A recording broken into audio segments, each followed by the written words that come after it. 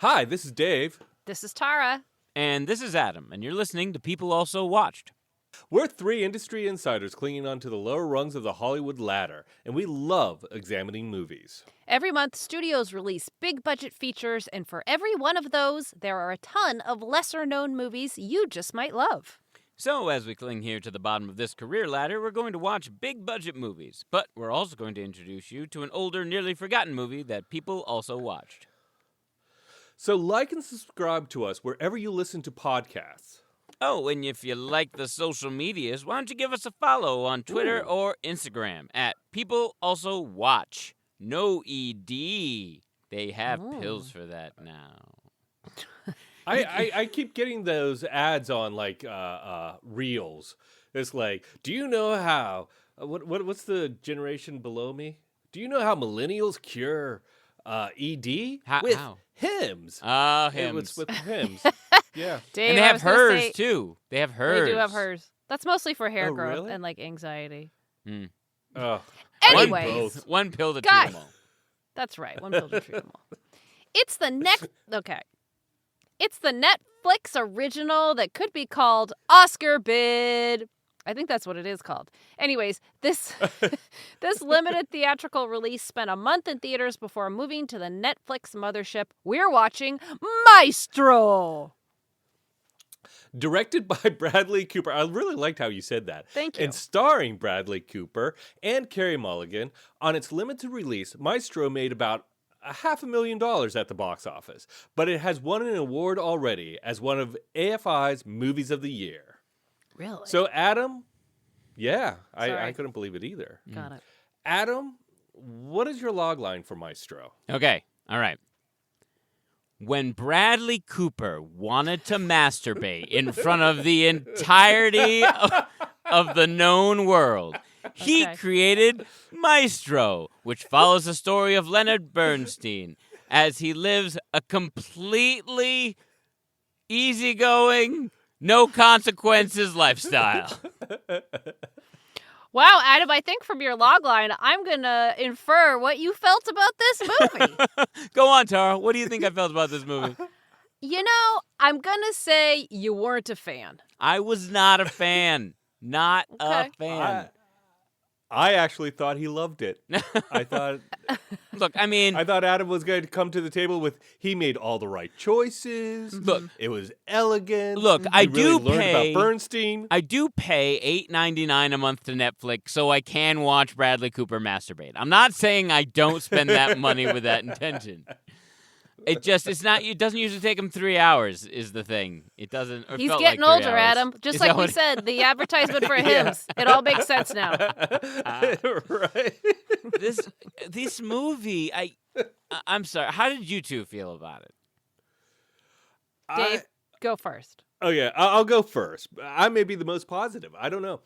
I really liked almost every technical aspect of this movie. I thought the directing was really interesting. At least it was very interesting. I loved how they took elements of stage plays and used them as transitional elements and stuff within the movie. I loved how they, in the 50s and 60s, it looked very much like a 50s or 60s black and white movie. And then that changed as the timeline progressed.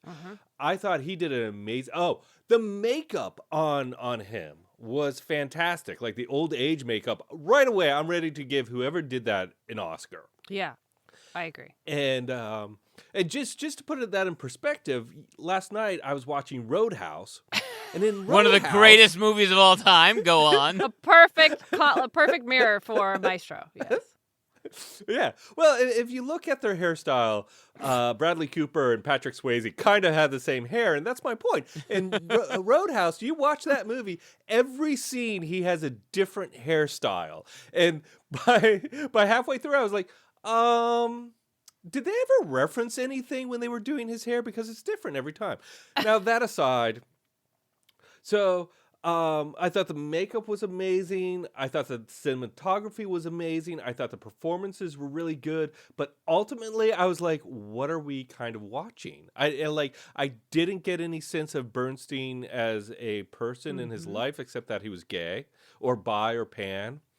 Um, and and I felt like it was almost the same beats every scene where he was just like, hey, I'm gay, but I love you. And she was like, I know, and I'll put up with it. And it just gets kind of darker and darker from there until she's like, I can't put up with it anymore.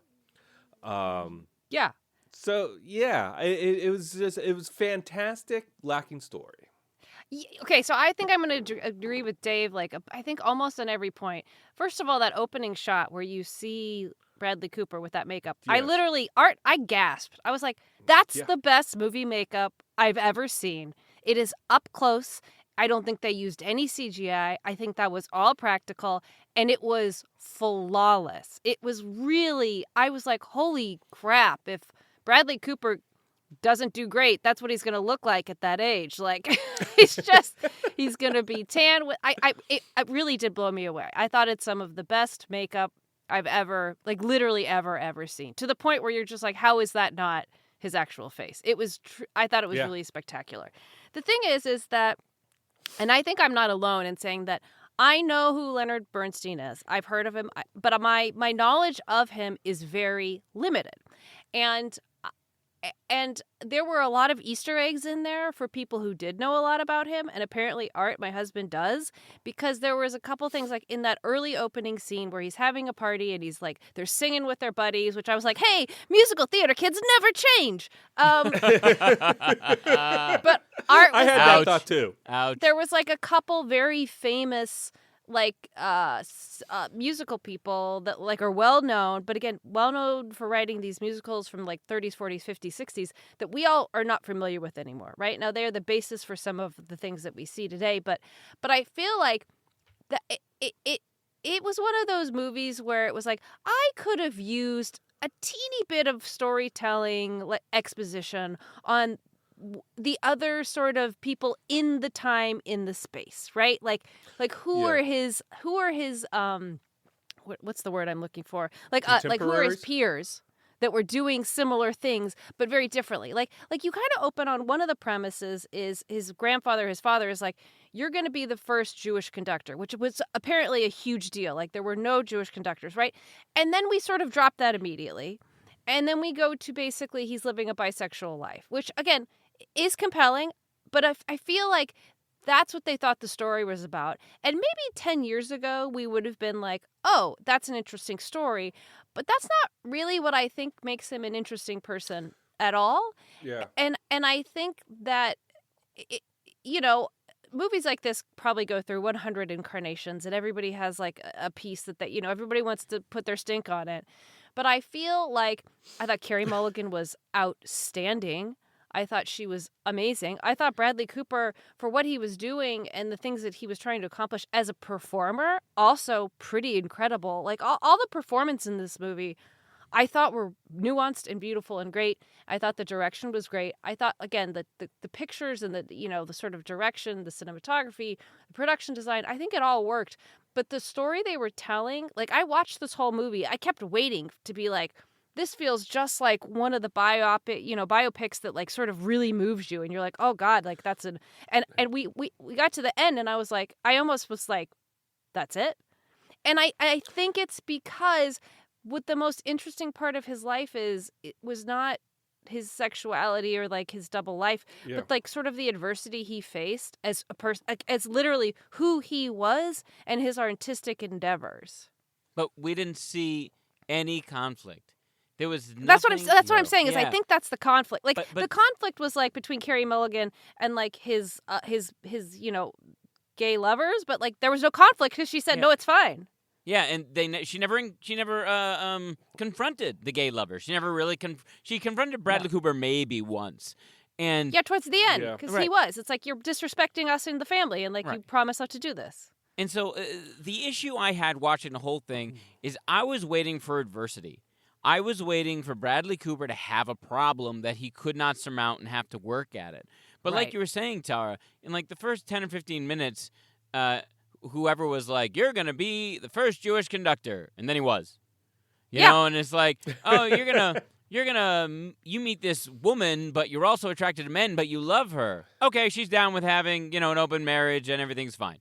Oh, your kid finds out that you might be having liaisons with young men. Oh, never mind, it's fine. Right. It's like, and also what it seemed like the other big thing, which again, they don't touch on at all, but say like once, is that people who are trying to be these, really like academic composers aren't doing musicals on stage on Broadway. Because like, I guess that was sort of like looked down upon, but he's like, yeah, I did both. Yeah. I mean, I did not realize that. Yeah, that's the other problem, Dave. Like, I don't know what the hell's going on in this movie, and I don't care. Because that's the other part of it, is like, Bradley Cooper, Carey Mulligan, amazing performances. You can't argue that. They were outstanding. But I didn't care to watch these people. Because I wasn't on any sort of journey with them. Like, they reached a point where I was like, oh my God, could you guys stop talking over each other in an improvised fashion and write a fucking line of dialogue that directs the movie? It gives me some sort of, like, I sat there and I felt like they were like, okay, we're going to do a party scene, and Sarah Silverman, you just start talking, and I'll start talking, and eventually we'll figure out what the scene's about. I'm like, what? No! Write a script! And like, I completely agree with what you guys are saying about the technical aspects of this movie, but the problem I have is when I'm not engaged in the story, I turn off. I started and stopped this movie 4 times before I made it through, on 4 different nights. Wow. I couldn't, and I am the first one to give a movie a chance. I'm like, go ahead, man. Yeah, give me something. I may crucify you for it later, but I'm very rarely someone who stops a movie and starts it again. And this was just, man, it was a slog. Yeah. Yeah, I think it goes back to I think modern audiences, we need just a little bit more taste of who was he and why he was so transformative. Because he obviously was, but even now, just taking away what I learned in the movie, I'm like, okay, I still don't really know what his credits are besides he conducted, and that seems hard. Yes. Right. Well, and again, I don't even care if you give us a glimpse of his whole life. Just give us one moment of difficulty. Why are we seeing this moment? Why are we seeing this moment right now? And if the whole thing is him trying to become the first Jewish conductor in America, whatever the hell it is, like, give me that. And they didn't. Yeah, and it's like I felt like towards the end, too, it's like they kind of fight, but they're like, oh, we're going to get through it. We're going to stick together. And then Carey Mulligan gets cancer. Sorry, spoiler alert. And then it's like a fair amount of time with her, like, suffering, right? Like, at least 10 minutes. And I'm like, okay, well, she's going to die, and we know she's died. But what's going to happen after that? So then is he going to live this, like, huge, like, flamboyant gay lifestyle? Well, we don't know, because that's not really, they didn't tell us sort of. No. I mean, is it that, like, it seems like it's the thesis that, like, a bisexual man really was bisexual. I don't sort of. Bisexual man can have it all. Yeah. that's the story of this movie. Well, that's actually a definition of bisexual, isn't it? That's true. That's right. Good job, Adam. I did it. You figured out the theme of the movie. Right. I felt as though the whole movie, first of all, I really would have liked a Citizen Kane type opening, like a newsreel that just gave you the basic facts of his life. Right. Like, he did this, he did this, he did this, he did this, he made a shit ton of money doing this, this, and this.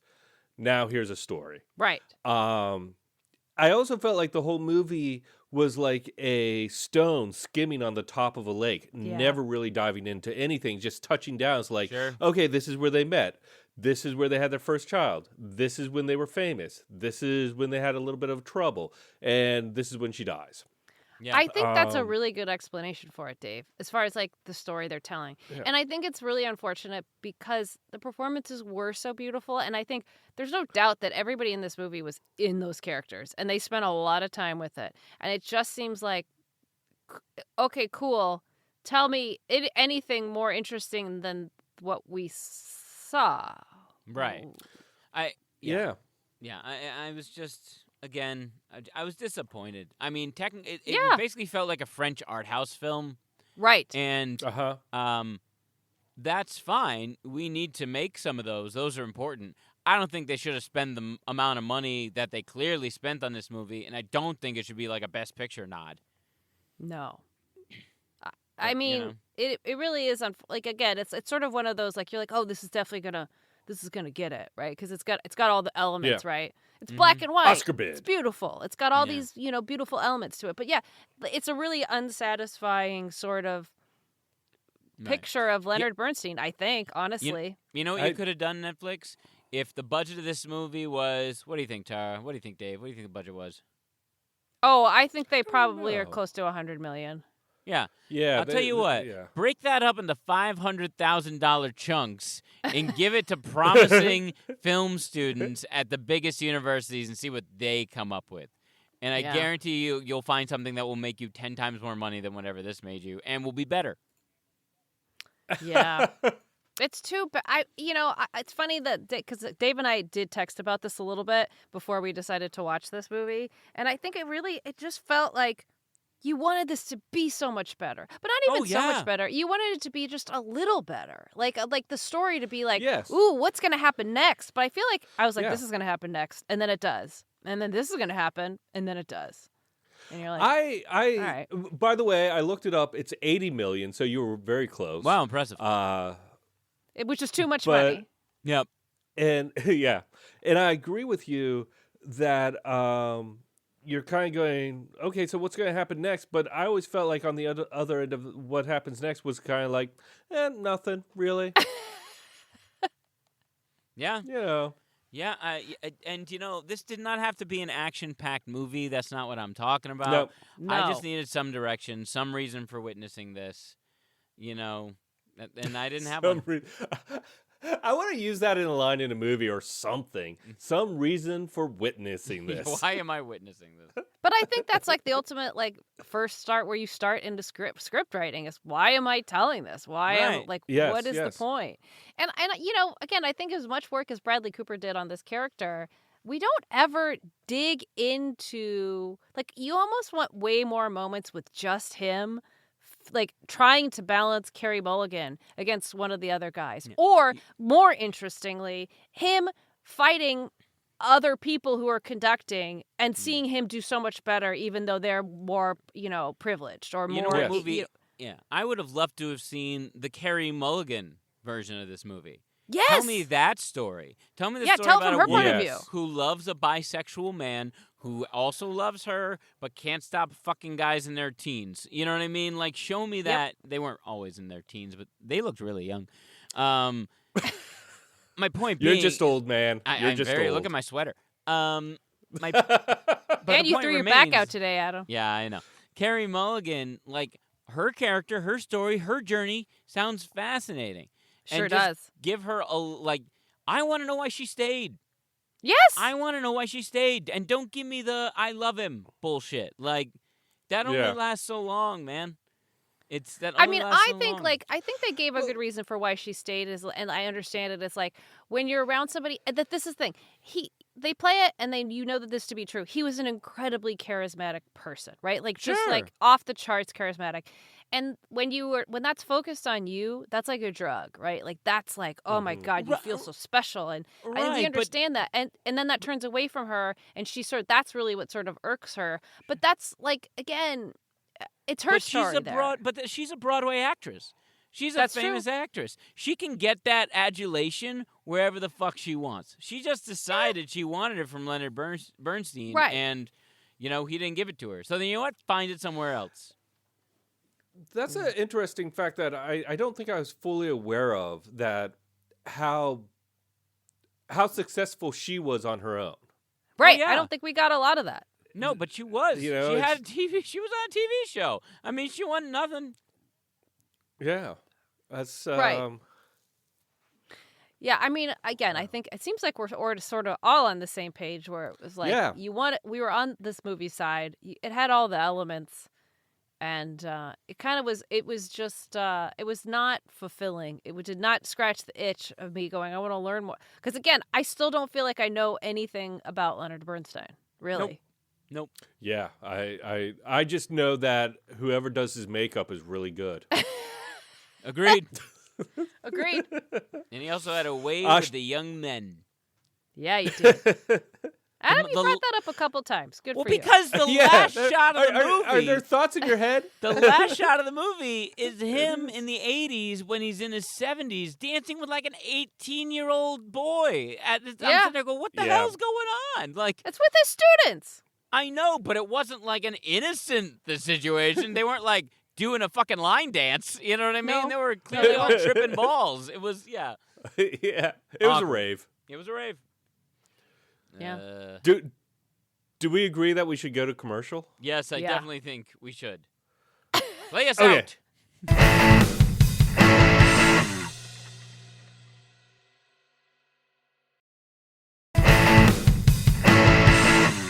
What a compelling commercial and music. Wasn't that? Okay, guys. Okay, I was here's a movie compelled. that people also watched. We're going from a biopic featuring a troubled creative genius. We're going from a biopic featuring a troubled creative genius to a semi-autobiographic pic featuring a troubled creative genius with a movie that people also watched. It's All That Jazz. Now, All That Jazz was released on December 20th, 1979.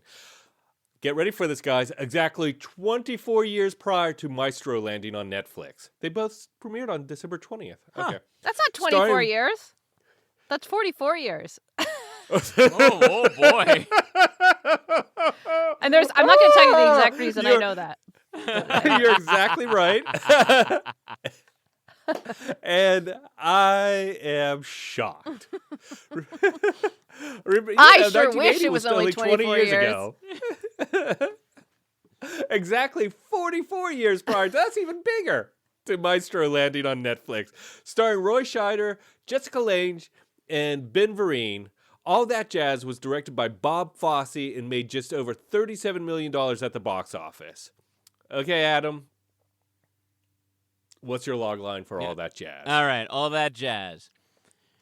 When a drug-addled, alcoholic choreographer who changed musical theater and dance as we know it vomits onto 2 hours of film stock and then uses a paintbrush to craft an intricately woven story about their personal life, you get All That Jazz. All Showtime. Jazz. You guys don't know this, but Tara's been doing jazz hands since we started recording. Yeah, okay. I can't control it. It's Bob Hey. Fosse. Dude, I mean, so I'm watching this movie. Mandy's never seen it. We're watching the first. Wow. I know. I'm surprised Mandy's never seen it. I never watched the whole Yeah. thing.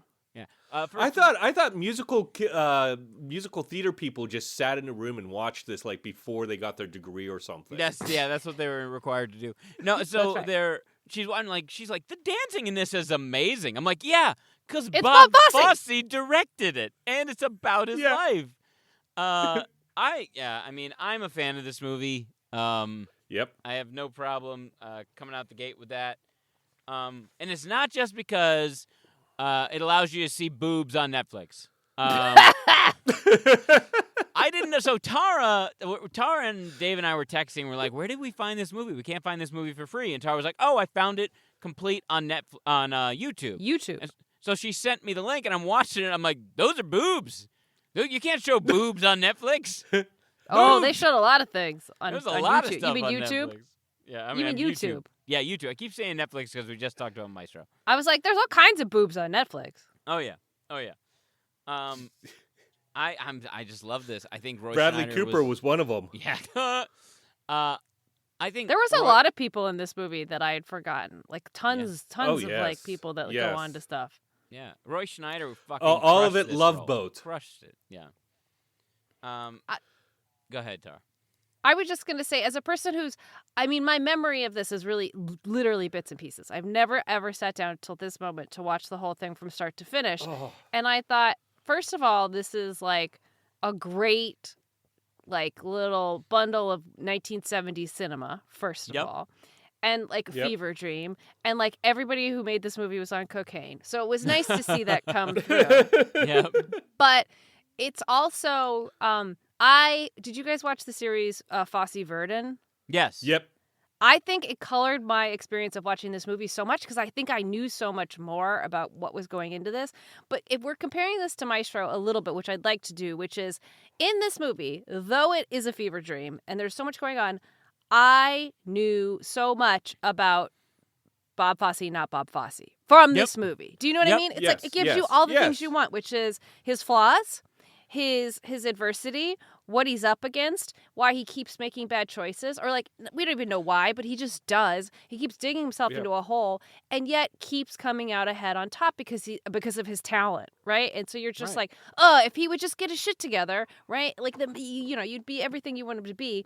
And then I also get how everybody in his life is connected to him, how they feel about him. Yep. And this is a movie with 100 dance numbers. A million dance numbers. And they're all talk about boobies and basically naked people. Like these dance numbers are a celebration of how bodies move. And I think that's something that Bob Fosse unparalleled, right? Like especially then with doing stuff that you're just like, this is gorgeous, it's beautiful, and people are like, I don't think I should be watching this. Yeah. Can we talk about for a second how talented the little girl who played his daughter was in terms of movement? Good. Like I was sitting there, she was keeping up with all of those people, and it just blew my mind. Sorry, Dave, go ahead. I was blown away by Roy Scheider's abilities because he's someone I know from Jaws and Deep Sea Voyage or whatever, DSV, whatever that was called. Like more in the action genre than a dancer. And I was really impressed by his ability to dance. This is also a movie that I've been a fan of for a long time, since the early 90s probably. I just think it's so good. And to your point, Tara, that you see his flaws in his challenges, you really see him like struggling through the creative process to create something. And there's this moment where they're doing a script read, and it's just everybody who's in the show sitting around the table reading the script out loud. And it is some of the best kind of I forget what it's called, when like the sound and the images go along with the emotion that the lead is feeling. Like in Snow White, I think it was, like when she's walking through the woods and the trees are looming over her, it's terrifying. It's because she's terrified, and so she's kind of projecting that terrifying feeling on to the trees, so they look terrifying to her. So he's reading the script with everybody, and you can just tell he hates it. But through the whole thing, you hear people laughing and saying how great it is, and you're just quietly in his head the whole time as he's like twisting this pencil and wanting to break it because he thinks this is so bad and he doesn't know how to make it good. And it's just a fabulous scene where you're seeing what it takes to create something, but you're also in the creator's head, knowing what he's feeling. Mm-hmm. Yeah. Mm-hmm. Yeah. I thought a great undercurrent through this movie was the artistic, like he's trying to achieve his artistic vision, all while surrounded with the pressures of like the real world, for lack of a better term. Like they're always counting about money. Like all the dancers are worried about just having a job, let alone the artistic fulfillment of the show. The producers are obviously worried about the money. He's directing a show that's going over. He's got all these women vying for his attention and trying to figure his daughter, and there's all these real world problems. And this man is trying to create something, beautiful and revolutionary in an artistic way, and real world keeps kicking him in the nuts. And I just thought that was such an interesting thing to watch. Yeah, it's as much as like I think I there was parts of the movie that did not age perfectly or well, but at the same time it still holds up pretty well. And the other thing I found myself saying, which is going to sound 100 years old, but it was kind of refreshing to watch a movie where you're watching people do stuff that everybody can't do. And I mean that in like dancers. These dancers, I used to, like when I went to school I went to school with real dancers like this, and to watch them work and to watch them do this, it is first of all like hypnotizing. Second of all, impossibly hard. Like to live a dancer's life, to look like those people did, and to move like they were moving takes their entire life to get to that moment. And I think that there's like, we see it a lot in some musicals and things like that, but we haven't seen, like, in the 70s and 80s and even a little bit in the 90s, to show really how the human body can move and how hard it is and how beautiful it is, and like people doing it, not like CGI, but like just real craftspeople. It was really gorgeous to see it. Well, and I think you mentioned Fosse Verdon, and there was this placement of like, what's her name? Michelle Robinson? Is that her name? No, Michelle. Who's the female who lead? played Verdon? Yes. Michelle Williams? Michelle Williams. So Michelle Williams plays Verdon, who is portrayed in this movie by, I can't remember her name off the top of my head. However, she was an amazing dancer. She was an amazing talent. The Broadway actress. She was a Broadway actress. She was a professional dancer. And there is this scene where Fosse goes in to talk to her while she's in the middle of a rehearsal, and he has this whole conversation with her about the art he's trying to make, and she's criticizing him for the lack of a decent human being he is, and she's moving the whole time, and she was fucking outstanding, and she wasn't young, wasn't young when she was doing this, and then you look at like Michelle Williams, and everybody was sitting there going, "Wow. She was such a hero for learning how to dance like that or move like that." I think she was pretty. I think she was. She was. But at the same time, this woman was like, that's just who she was. She didn't have to take on the extra part of this. But Tara, I actually want to bring this up because you mentioned Fosse Verdon. I cannot remember the dance numbers in Fosse Verdon. Can you? A little bit, yeah. I can. What were they comparatively in terms of ability? Scope, size. I think it's just, it was two things that have changed, right? One is, first of all, every dancer, both the 70s version and the Fosse, whatever this one, 2010s version, are unbelievable talents. I think that there was literally a level, though, of, in the 70s and 80s, of anorexia and actual, like, there's actual other just, like, these dancers, if you were on Broadway, you were not eating, you were drinking coffee, you were smoking. And there's something that, like, when you have such an athletic frame and you're doing this, your body just looks a little different. And I think they shot it way more close, like way closer than ever needed to be. But I don't think, I think that there were, obviously both are based on Fosse's work, both the movie and the TV show. But I also think there was a lot less in the TV show. Like, they couldn't afford to do those kind of numbers every show because it costs a lot to bring in all those dancers. Right. The only scene I remember from Fosse Verde was with the daughter. They were rehearsing it on set. Yeah. And that's the only one I really remember from that.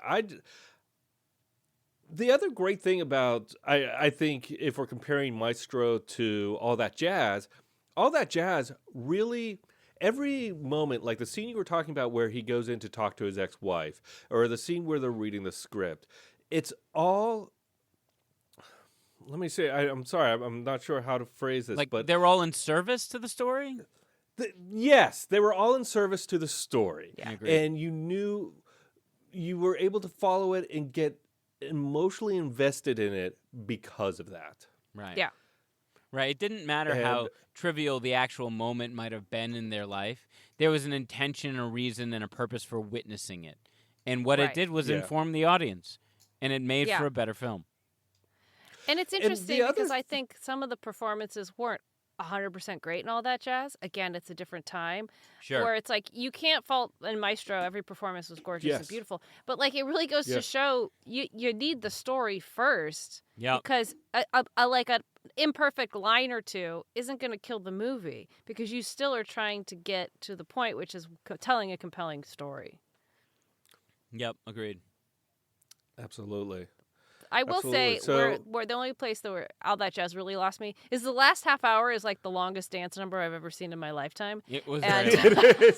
It was like to the point where I was like, are we done with this yet? Like, come on. But I mean, again, still like a feast of humanity and how talented people are. Yeah, I think that's all. Like, Yeah. Adam, we were talking about Fosse Verdon. Like, I don't remember the dance numbers as much as all that jazz, but I do remember them. I just wish that there was some sort of, I don't know. I just feel like people don't understand or appreciate sort of the artistic, like dance specifically. Sure. And even singing, like, not to say that like shows like American Idol or The Voice or whatever has sort of trivialized like how hard singing is, but I do think that, you know, you want things to be accessible, but also it seems less special, right? But it is special. Sure. Like, these are special abilities where not everybody can do these things, and I think it's nice to see it showcased a little bit better. And it was showcased a little bit in Maestro, but not as much as you wanted. It wasn't used agreed. to tell the story. Like, Right. good dance numbers, good Oh. singing can be used to further a story and to tell a story. And, like, that is what made, in my opinion, Fosse's dance numbers so engaging, is because every movement was used to further whatever story he wanted to tell. Yeah. And, Yeah. you know, I don't give a shit how well you can sing. Like, Right. people on American Idol don't give a fuck. But if you can tell a good story using that voice and using your words, you got me all day, man. All day. Bob Dylan couldn't sing. Right. Could not sing. Didn't matter. Didn't matter. Didn't You know what I matter. mean? Like, Jerry Orbach made a whole career on Broadway. That man couldn't hit a note to save his goddamn life. Not even on his best day, but it didn't matter. It didn't matter. Yeah. So, should we Yeah. answer the question if this is a movie that people should also watch? Yeah, definitely. Tara, Yeah. after you. I oh wait, mean, we have to explain. We have to explain the rating Yeah. system. Come on, Dave. Get it together. I know I'm terrible. You know, like I am the maestro of this. Oh, You know, just skimming across the water, just shallow and not much here. We have a 3-tiered rating structure. People must also watch. You got to see this movie. People could also watch. You know, it's an okay movie, and people don't watch. That it just sucks. I'm happy to start. After I you, think for Tara. all that jazz, since I'm the only person who didn't see it really from start to beginning until this time, I think people must also watch. I go back to what you said at the beginning. I do think all theater graduates should watch this movie before they graduate. And I think it harkens back again to like watching people do something extraordinary on screen, and it was just sort of refreshing to see it. Go watch it. It's on YouTube. Titties and all. Titties and all. I'm also going to agree with Tara. People must also watch. This is an art film the way I want to see an art film done. It is artsy. It's, you know, existentialist. It's abstract in a lot of ways. There's a lot of, you know, weird, like any scene that has Jessica Lange in it's kind of out there. But, Oh yeah. But I'm okay Yeah. with it because it's a story of an artist and an artist's journey. And you know, maybe it's because we all came out here to be a part of this industry, and we're not, you know, Joe Blow or Jane Doe. But I love to see what's possible with the medium, and this is a great example of what's possible with it. I was actually, you reminded me of the wedding of John and Jane, and how she refused to change her name, so now she's just Jane Doe Blow. Dave. That's more editing we'll have to do. Oh, I'm Dave. joking. Don't edit that shit out. People must also watch when it comes to all that jazz. It is a fantastic movie. I don't think you talked about it a little bit, Adam, in your summation, that it's existential. It is a musical about death that is probably the best musical about death you'll ever see. I think it's amazing that Bob Fosse directed a character that is him and did it with such was like, this is not a good guy. I did not live my life right, but Nope. I still am good with how it all turned out. So yeah, I say people must also watch. Fantastic movie, and so much more substance than Maestro, with all of the kind of like everything that made Maestro kind of amazing. Even though it's 1970s, I still think it was a pretty spectacular editing, pretty spectacular directing, and the musical sequences. It's amazing how the musical sequences are so natural in it. They occur just like I forget. Either it was I think Tar said it while we were talking about Maestro, like, oh, theater kids haven't changed. Well, this was theater adults who were like working on their craft and living their life while they were working on their craft. And just an amazing movie. I wanted to say one more thing. You just reminded me, Dave, that I meant to say at the beginning. I don't think you've ever seen a movie by any filmmaker that was so honestly like self-autobiographical, right? Because the character's not named Bob Fosse. He's named whatever it is. But you're like, wow, this guy put it out there of like how his infidelity, like his foibles, like to a degree that you're like, whoa, that's a lot to be that honest. Yeah. And I think that says a lot. Agreed. Hey, so what are you guys also watching aside from Maestro and all that jazz? I've got one, and it's on Netflix, and it has boobies. When? It's an animated show called Blue Eye Samurai, and it takes place in the late 1800s Japan. It's kind of your classic revenge story.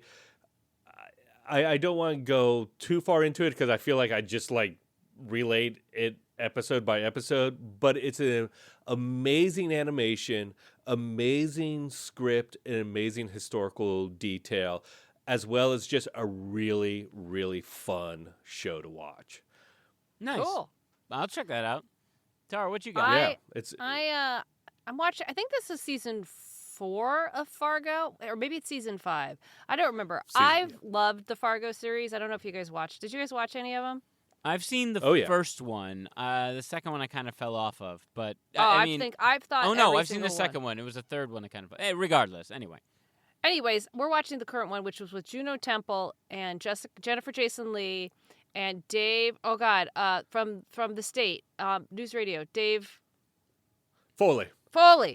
It is, first of all, it's great. It's compelling. Oh, and John Hamm. It's a great season. I think every season's a great season.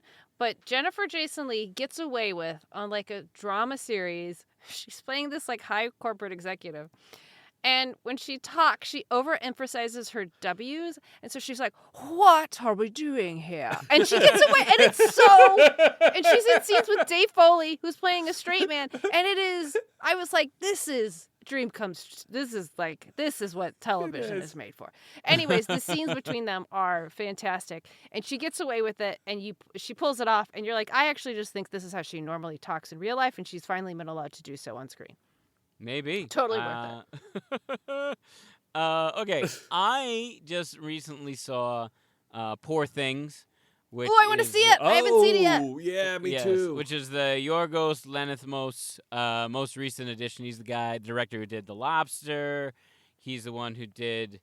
what was the last one with Emma Stone? Where she... the other... the not Birdman. Birdman? Did he do Birdman? No. I'm thinking of... No. I can't think of it. It's got Rachel Weisz and Emma Stone in it, and Olivia, whatever. I'm blanking on it. Regardless, he's a very stylized director. He's a lot of fun to watch. And Mark Ruffalo and Emma Stone fucking killed this movie. They are hilarious. It actually won Best Picture for the Golden Globe instead of Barbie, comedy-wise, which... I don't know how entirely I feel about that because I think Barbie was pretty amazing.